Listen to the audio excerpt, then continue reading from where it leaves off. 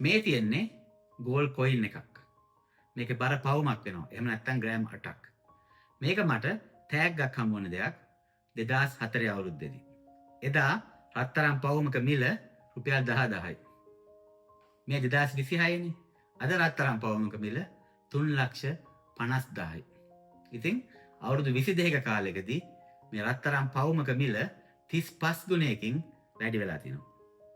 මේ ගේන් එක වාට ප්‍රොපර්ටි එකකින් එහෙම නැත්නම් වෙනත් ඉන්වෙස්ට්මන්ට් එකකින් ගන්න බෑ. ඉතින් ගෝල්ඩ් කියන්නේ හොඳ ඉන්වෙස්ට්මන්ට් එකක් තමයි.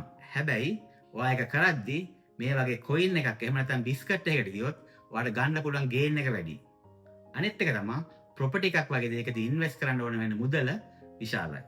නමුත් පටන් ගැනීමේදී ගෝල්ඩ් ඉන්වෙස්ට් කරන්න ඔයාට පොඩි ගාණකින් වුණත් පුළුවන්. ඒ විතරක් නෙමෙයි. ගෝල්ඩ් කියන්නේ ගිෆ්ට් එකක් දෙන්නත් හොඳම දෙයක්නේ. ඉතින් තබල බලා ඉන්න එපා. ඔයා හිතන් හිටියානම් ගෝල්ඩ් ගිෆ්ට් එකක් දෙන්න කාට හරි අද තමයි හොඳම දවස.